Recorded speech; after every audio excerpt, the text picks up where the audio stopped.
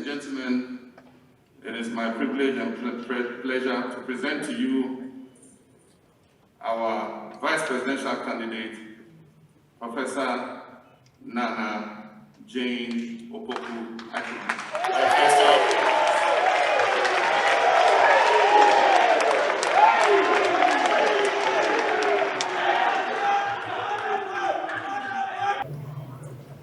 Naana, my boss, His Excellency John Dramani Mahama, leader of the NDC, and soon to be reinstated as President of the Republic.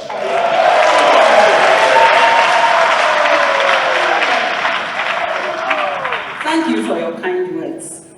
I give thanks to God for all the positive things you said. Thank you, Chairman of Prof, and Comrade Desebin Katia, the one and only General Mosquito. Thank you also. I also recognize the Vice Chair of the Council of Elders, the Leader of the Minority in Parliament, former Speaker of Parliament, colleagues, distinguished ladies and gentlemen. Please consider yourself individually addressed.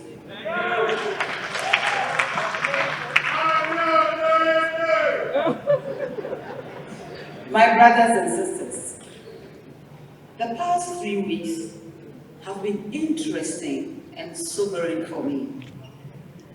Indeed, it has been a humbling experience.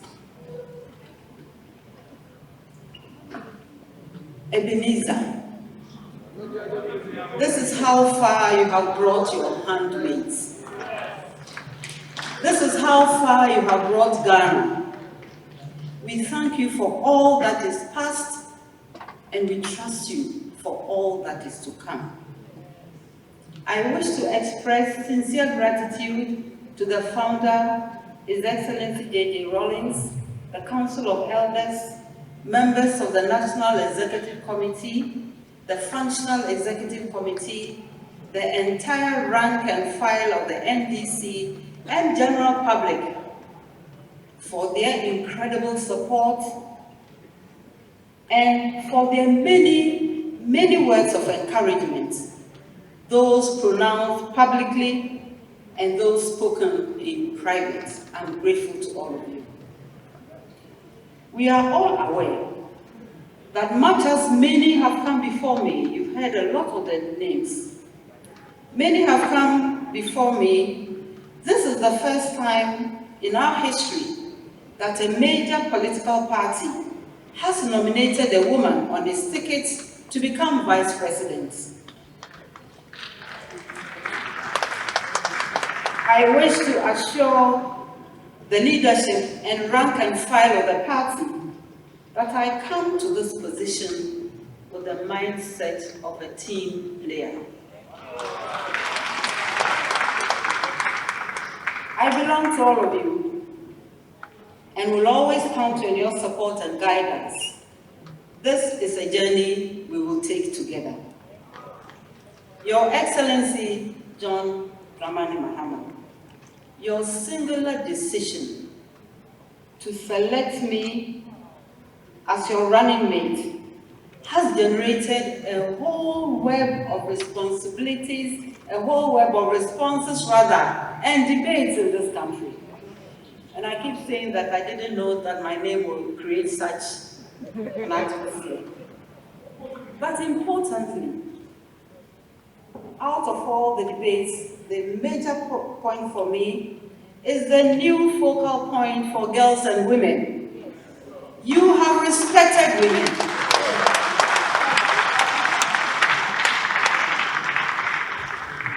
The women of Ghana will not forget. The youth will remember. Generations to come will commit your decision to memory and make it a reference point. We will partner with our men and youth, as we always have done, and work hard to achieve peace in our land, because that is the best way to respond to this high recognition. Thank you very much. Making history is gratifying, But what really matters is not to be the first through the door. What matters is to hold that door open for those behind us. What matters is to create other avenues for self-actualization for many more. That is the work of the next 4 years.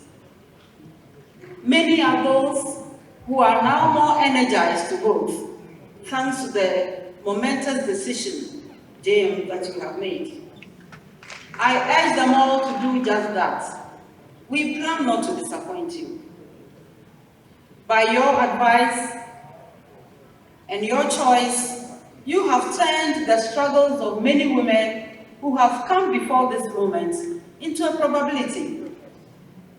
We, and I refer to the men, the women, our youth, our children, we all have a chance to finally make real our dreams of serving this country at any level, of removing doubts and proving once again that collectively we are all capable. This is the time we have been waiting for. Alo nyemi mimali. Is it able to be here? Yeah, I know sometimes it gets emotional, for which we will not apologize, because emotions only confirm our humanity. After serious reflection, consultations, prayers, and encouragement of colleagues, of family, of my children, I am very happy to have accepted the nomination to be the running mate of the presidential candidate of the great National Democratic Congress. Distinguished ladies and gentlemen, this is an act of faith which I do not take lightly at all. I do not underrate the huge responsibilities and expectations that come with the call. I heard some of the women. But I call on all of us to translate our excitement and approval into action for the benefit of the good people of our beloved country.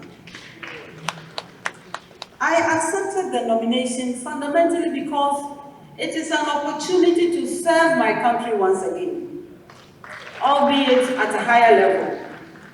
In God do I continue to trust that I may never be confounded. And I know the Methodists among us know where that line is coming from. I am deeply humbled by the trust of our party and nation, and I'm excited to make a good case to the good people of Ghana as to why the J&J ticket is best poised to confront the daunting challenges of our time and usher Ghana into peace, into recovery, into prosperity.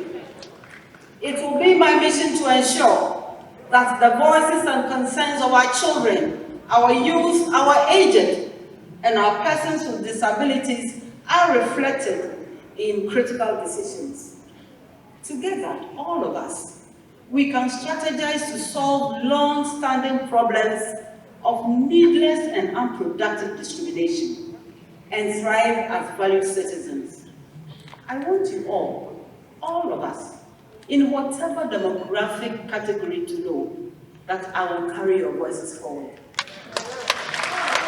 This is why it is so important and critical that we systematically reform all our institutions and all our systems to effectively address the aspirations of our youth in this country.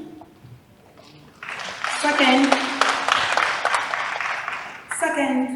we need meaningful, quality, and comprehensive education that goes beyond access and numbers and responds to the future we have actualized.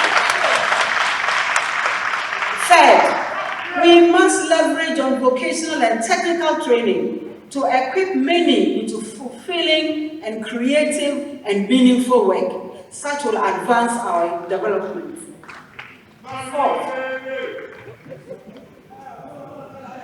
Fourth, we must provide opportunities that transcend political patronage. Connection, the practice of whom you know. We need equal opportunity and fair opportunities based on merit. And these are imperative for sustainable economic growth. The time for that shift is now. Truth be told, despite all our challenges, Ghana remains a special place where any dream should be possible, where every aspiration matters, where everyone, be it a little boy from Bole or a little girl from Commander, can and should aspire to be anything they want to be, even presidents, even vice presidents. And this is why we love our country so much. We must continue to make this country a place we cherish and are proud to belong to, a place of opportunities. In the past, and more so recently, I have had extensive discussions with His Excellency John Mahama about issues confronting our country and his vision for the coming years. These have been broad, passionate, and engaging. In John Mahama, and you have to work closely to get to know other aspects of him, you'll find a person who is thoughtful, visionary, makes no claim to perfection, and admits his mistakes and missteps, and valuable lessons learned from them. Surely, our society is better served with such down-to-earth, considerate, and reflective leadership. We have chosen the path of peace, inclusiveness, self-reliance, leading to belief in ourselves to solve our problems. It is an important avenue through which to turn our current circumstances into opportunities that yield great dividends for us all. And us in this context should and must include generations unborn. It is our business to think about them also. Their lives also matter. It is clear that with the right direction and resolve, with all of us being part of the forward march, our country is destined for greatness. We can and must rise the course of our country. We all admit that we can put our country on a firmer, more sustainable path, a path of peace, in order to move forth in ways that are meaningful and clear. At this time, I say to the SHS students who are writing the exams, let me assure you that I have children your age in the same situation too, if not biological. Therefore, I understand the difficult situation you are going through, and especially the anxiety that you have as some of your colleagues and staff got infected by the COVID-19. There are also, sadly, reports of deaths of students and other staff. The partisan nature of our politics today makes it difficult for even to ask a simple question about the handling of the COVID-19 pandemic without triggering a whole political brawl. This is not helpful. All the same, my condolences to the family. Believe us, many of us share in your loss. I ask us all to be very disciplined about following the WHO guidelines and government directives by taking good care of ourselves. And some of us may understand these protocols a little better. Let us share that knowledge. Let us save lives, no matter whose life is saved. Countrymen and women, all we are doing right now is what has been and has always been a very simple exercise of registration. What is not so simple this time is that the exercise is taking place in a time of a dreadful pandemic that is still evolving, and in our case, still rising. As if all of this is not bad enough, the level of violence, brute force, bloodletting, and sheer breakdown of law and order in an otherwise straightforward act of registering to vote is unbecoming of our country, especially of a country that until recently was hailed as the fulcrum of democracy in our region. How did we descend into this situation? The answer is simple. When there appears to be selective justice, when some offenders are not even placed on the hook, but are hailed and promoted and excused for being nasty and violent, the logical outcome is what we see. This situation of people dying, being harassed because they have decided to register to vote, it's not a story you can tell any child in the future. How will you begin that story? And when that child asks you their favorite question, why? What will we say?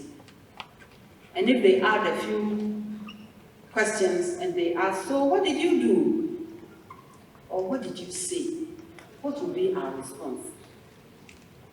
We need to show up and vote come December 7th. Each one of us must jealously guard our sacred right to vote and reject the attempts by some to disenfranchise some.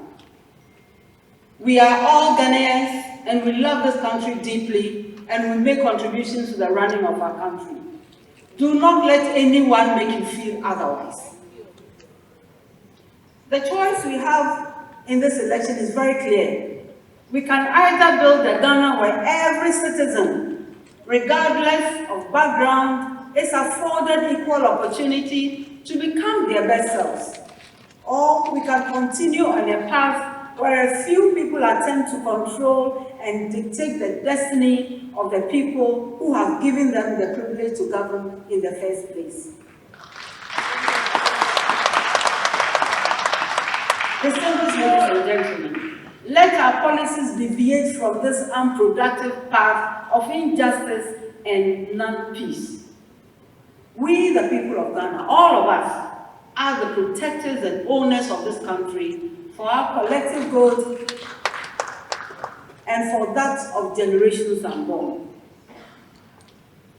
You know, what makes Ghana so special is that despite our various ethnic groups, religions, diverse backgrounds, we all come together as one people under one flag, inspired by the sacrifices of our ancestors to create a great country.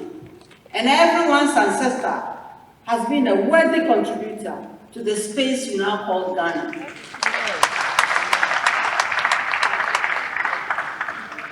This country now called Ghana, whose artificial borders sadly we seek to make even more artificial, as if our continent has not suffered enough from the initial assault.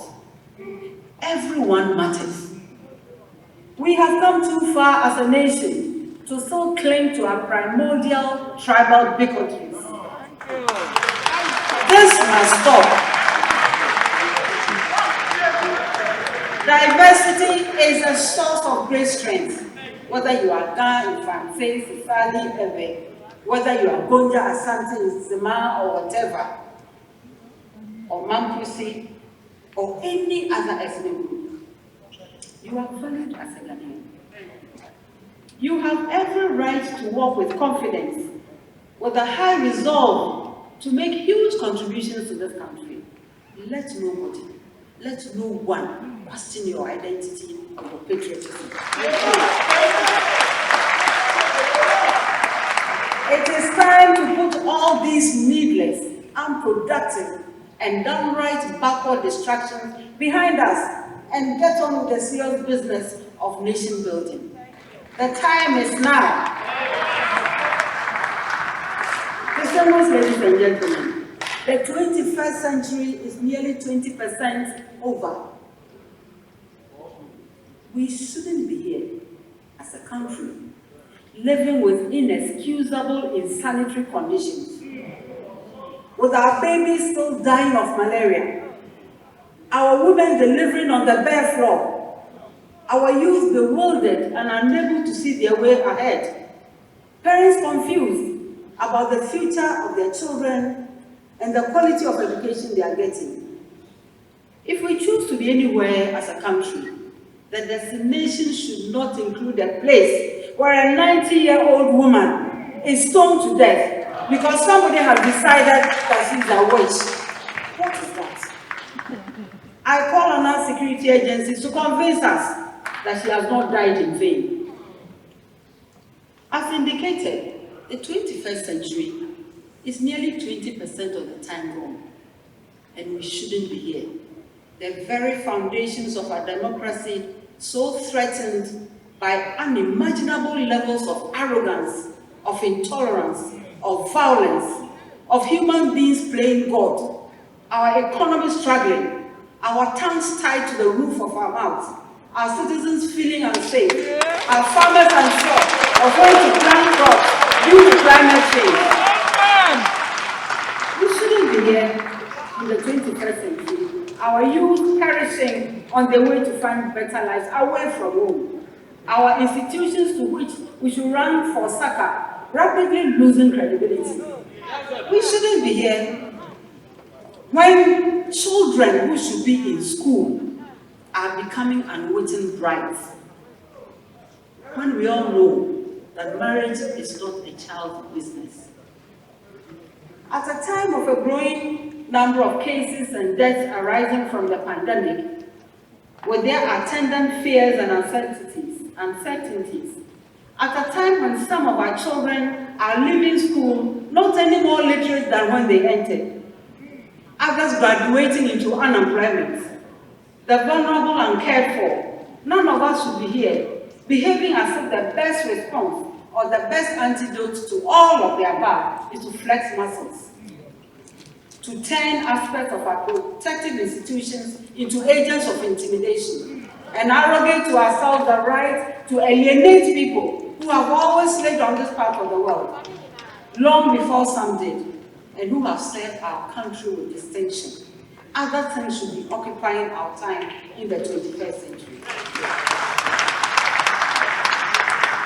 We can spend all those resources and energies on ways to confront our artificial borders and work towards the inclusion that solidifies our continent. Let me assure our youth that we have not always been like this. I have had endless conversations with many of you, and I can understand your frustrations and sense of despair. But as I keep assuring you, we have not always been like this. No, as you also know, we have not always been like this. Giving up is never an option. Stay the course. As a people, we have survived many unspeakable atrocities. Read and know your history. We just celebrated the year of return, and I'm addressing the youth now. We just celebrated that. Read that history very, very carefully. And you'll notice that our history has not been a very nice cup of chilled sobolo. Yes, we are in a difficult phase. And this phase will only pass with our collective determination, plain, honest, hard work, and willingness to put in practice those values of integrity, of meritocracy, and of inclusiveness. Let's reignite the Ghanaian spirit of caring, of sharing, of kind hospitality, and sincerity. We know we can. All might lend, God our helper. I wish to assure our Muslim brothers and sisters that as our leader John Dramani Mahama has consistently done in the past, going forward, there will be none of the unwarranted discrimination directed at you, and indeed, no Ghanaian should feel alienated due to religion or ethnicity. This coming Thursday is a great day of Arafah, and the Prophet Muhammad, may he rest in peace, admonished you to fast. In this moment, please pray for us. Especially pray for the peace of this country, and pray for Allah's bountiful blessings. I wish you all Eid Mubarak in advance. To all the little girls and boys across our country, always dream big. Remain focused. You can grow to become anything you want to be. Believe that only you can stop yourself. Going forward, it is not going to be about your parents, rich or poor, not the region you come from, whether it is endowed with resources or not. It is going to be about a system that works, a functioning country that respects all its citizens and provides opportunity to everybody, no matter what. The time is ripe for change. That time is now.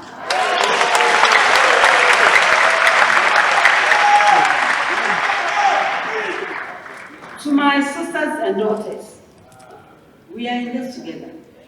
You know, as I do, that it has not been and it will not be an easy walk. But as we all know, it's a possible walk. We will walk it and we will get there. I know too well the unspoken and unspeakable weight of responsibilities and concerns that we bear as women, much more so at these difficult times. What we have always shown, however, is that when we have the opportunity, many of us choose to bring on our best game. We earn our seat at the table and we excel. Our results, our benefits, transform our families, communities, and country. And sometimes our benefits go beyond our borders, porous, artificial, or otherwise. Our democracy has come a long way, distinguished ladies and gentlemen. Yet it remains fragile. It calls on all of us to exercise our civic duty against any obstacles and machinations.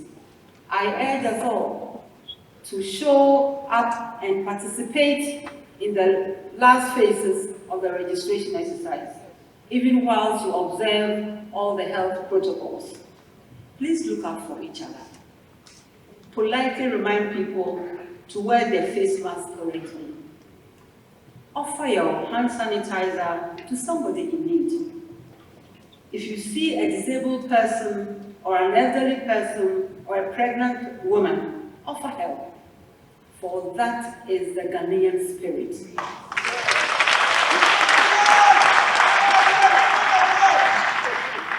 I extend a hand to everybody, no matter how disappointed you have become, no matter the depth of your frustration, your anger, no matter the depth of your despair.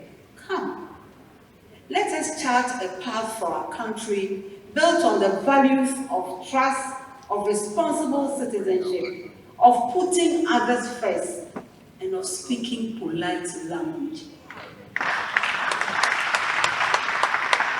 Come, let us link our efforts and thoughts to rebuild our institutions. Let's build a truly independent, inclusive nation that is not afraid to respect the views of others, a country confident enough to accept other ways of seeing, of respecting everyone, no matter the person. I'm calling on our men, women, our youth, our children, that we should team up and build the Ghana we can have, which must belong to all of us, and which must pay special working and workable attention to the vulnerable. We must bring back the proverbial Ghanaian hospitality that seems locked down, if not quarantined. We must ease restrictions of the Ghana we know that respects, that tolerates, that liberates. The time is now. As a country, Ghana has been poised for flight for too long. Ghana must be in full flight.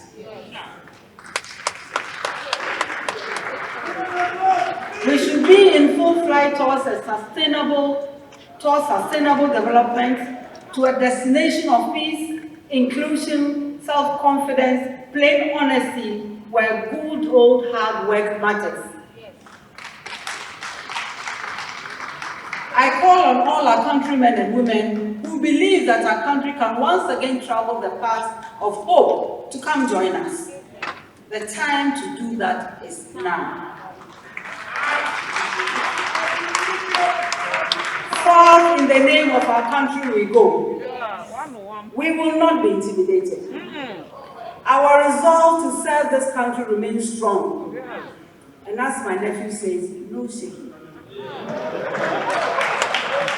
And sometimes he adds, no bagawa. We will stay the course.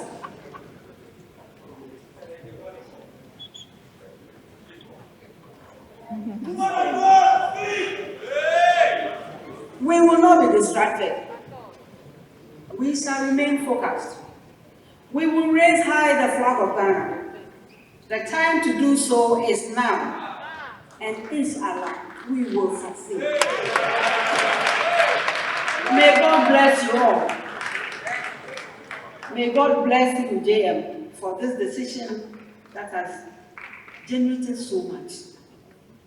May God bless our determination to serve our country. May God bless the NDC. May God bless our homeland, Ghana. I thank you for your kind attention. Good night.